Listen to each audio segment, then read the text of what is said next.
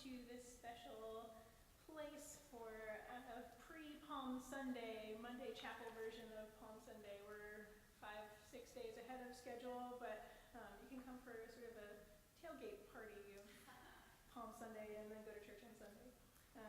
Give thanks for Yvessa, Adila, Kyle Martin, and Jane Kellogg, who are all helping with our dramatic readings for the day.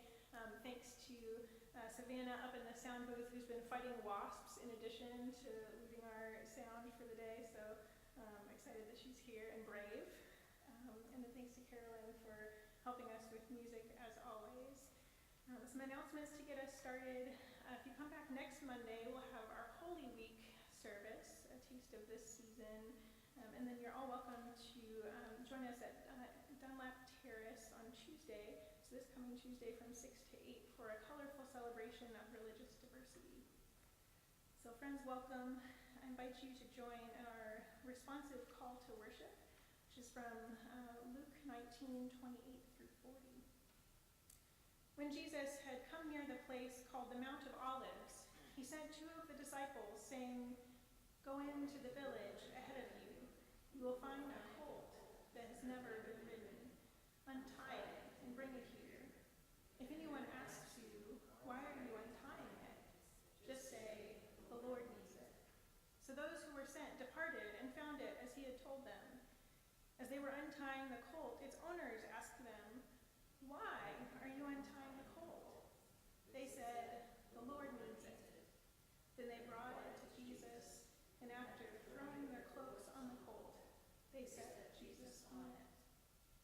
As Jesus rode along, people kept spreading their cloaks on the road. The whole multitude of the disciples began to praise God joyfully with a loud voice, saying, "Blessed is the King who comes in the name of the Lord. Peace in heaven and glory in the highest heaven." Some of the Pharisees in the crowd said to him, "Teacher, order your disciples to stop." Jesus answered, "I tell you, if these were silent, the stones would shout out."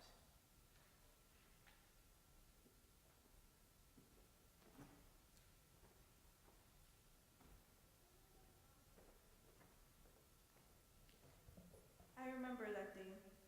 Two strangers walked through my front gate and headed straight to the barn like they were on a mission.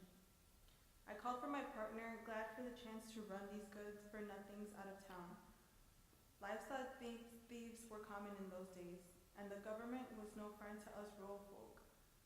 They were untying the colt from the trough as we approached. He was nearly a year old and ready for work at the olive harvest. I had left my work ready for a fight, but I was surprised. These weren't your usual criminals, more like people who found religion. I cleared my throat and asked, "Pardon, but why the heck are you untying my colt?" The younger one said mysteriously, "The Lord needs it." Well, that spell worked on me. Though I can't say why, I stood there a moment as they led the colt down the road. My partner and I decided to go after them, to see this Lord who needed something from our small mountain village. I'll never forget the crowds. They traveled from all over to see this man who some called Lord, spreading their cloaks on the road as he rode by on our colt. We were never quite the same after. I heard his name only later that week, Jesus, King of the Jews. The crowds don't gather on that road much these days, but if you do go there, listen. I know it sounds crazy, but there won't be another soul in sight, and I swear the very stones I have something to say. Now if you go to hymn 160, A Stable Lamb is like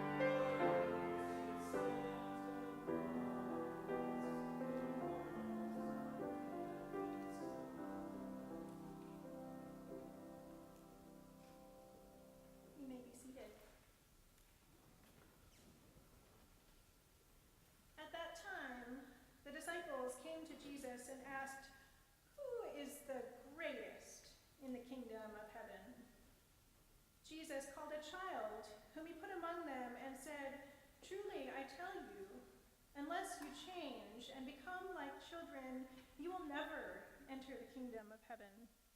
Whoever becomes humble like this child is the greatest in the kingdom of heaven. Whoever welcomes one such child in my name welcomes me."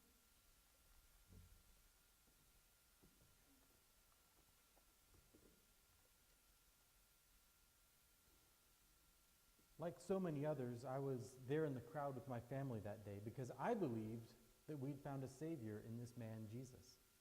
My daughter was running around, delighted at the sight of this man riding on the back of a colt. A few weeks ago, before I had met Jesus, I might have taken her home. My shop was full of people that day, and my daughter was running back and forth outside, feeding stray goats. And I worried she might hurt business. Late that afternoon, when things were quieter, I watched my daughter outside. And all of a sudden, a loud group came through the marketplace asking this man, Jesus, who was the greatest among them. Now, here's what happened next. He turned to me and called for my daughter, who was feeding the goats. I just prayed she would behave. But what a silly concern. Jesus told his followers that my daughter was the model of greatness.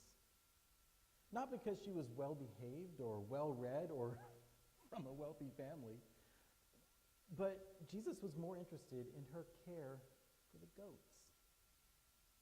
My life changed in that moment.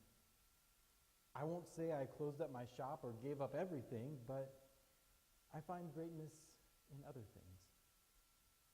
Let me tell you, the goats on our street have never been better fed. The crowds don't gather on our roadway much these days, but if you do visit, listen carefully. I know it sounds crazy, but the rocks around here seem to have a childlike sense of humor.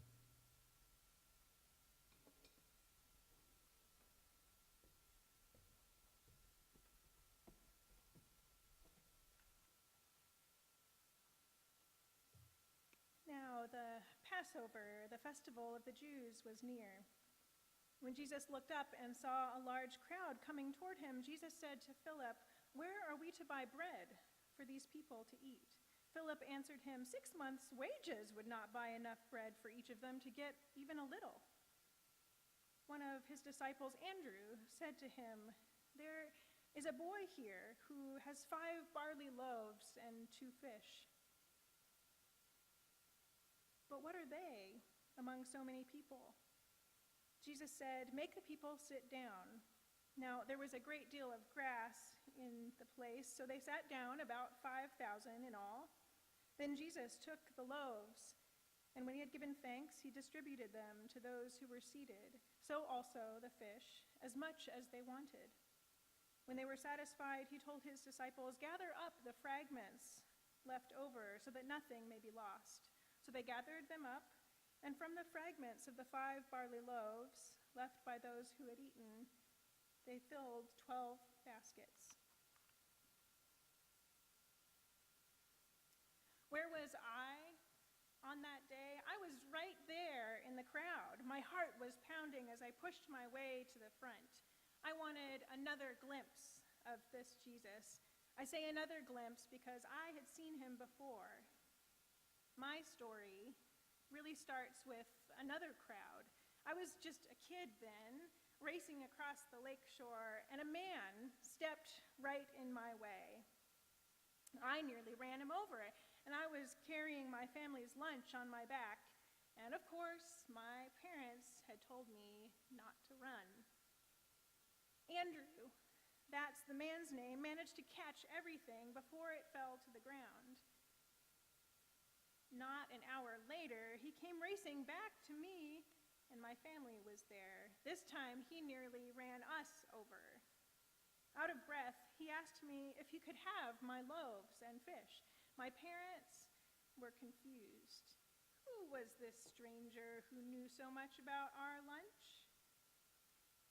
Looking back, I'm not sure what made us give up our lunch, but Andrew said Jesus needed the food, so we took a risk.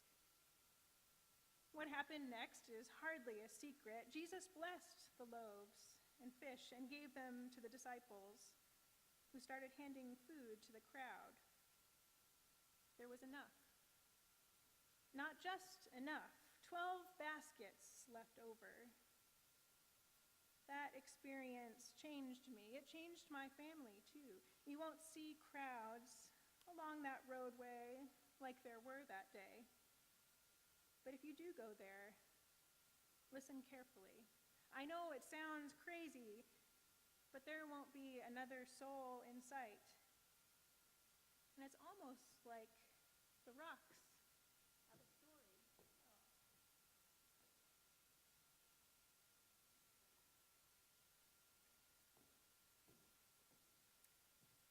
And now I invite you to stand. We'll sing together hymn 183, Come to Me, O Weary Traveler.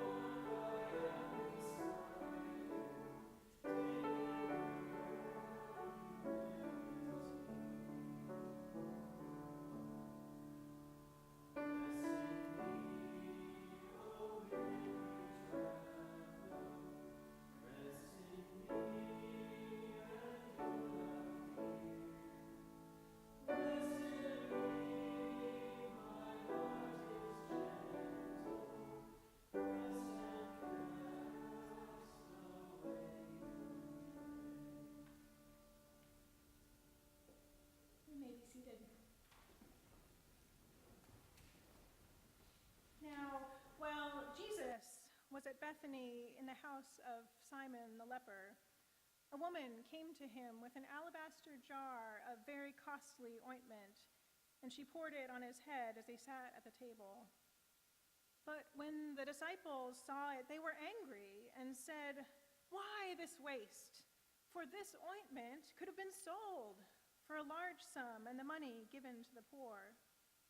But Jesus, aware of this, said to them, "Why do you trouble the woman?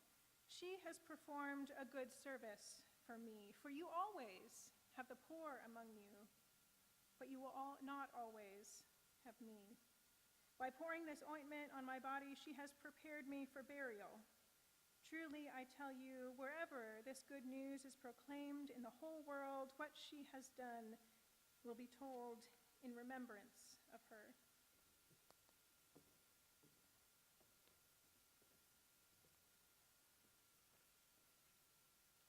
Every year about this time, I take this jar off the shelf, and I remember. I remember that day. I was there in the crowd. The air was full of the sound of joyful shouts and the smell of freshly cut palm branches waving in the dusty air.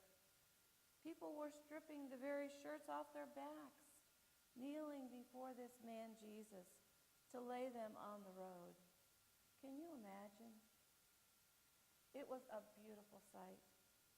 It's not often that crowds get things right, but this one did. Shouts of Hosanna and blessed is the King who comes in the name of the Lord rang out. In the evening, the excitement in town had quieted a bit, and there were rumors of others who had been made uneasy by the crowds. My story is a pretty simple one. You wouldn't know that my burden had been lifted except for this empty jar. It was full when Jesus came to visit. Without a doubt, it was the most valuable of all my possessions, and yet it sat on a shelf collecting dust. When Jesus came to visit, though, I opened that jar and emptied out the costliest ointment onto Jesus' head. I didn't have a second thought. Such freedom. But his followers were outraged. What a waste, they said. You could have sold it, and all the poor in this town would have eaten. Jesus spoke above the grumbling. He said something then, which I only understand now, that I had prepared him for burial. But he said it was good news for the whole world, and I believed him. Well, that's probably enough for now. If you stay a while in this season and come back next week, you'll hear the rest of the story, and not just from me. Or if you happen to visit that roadway where the crowds gathered so long ago, stop and listen for yourself. The stones cry out with the good news.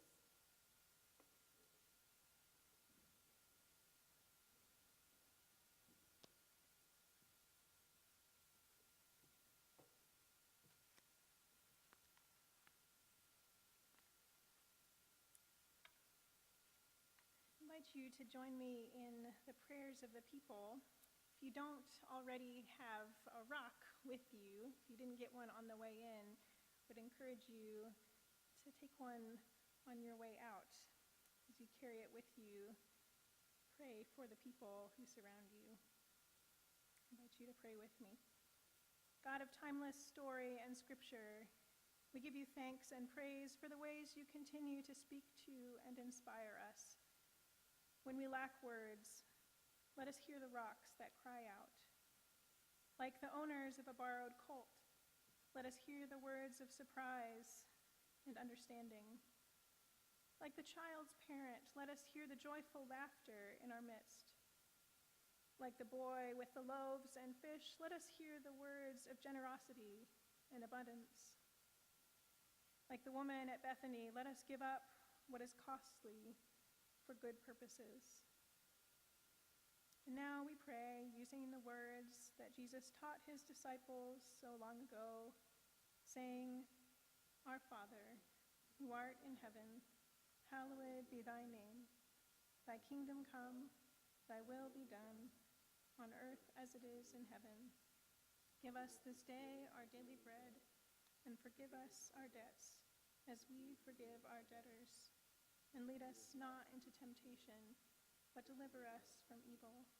For thine is the kingdom, and the power, and the glory forever. Amen. I invite you to stand. We'll sing our closing hymn together, number 274, You, Lord, are both Lamb and Shepherd.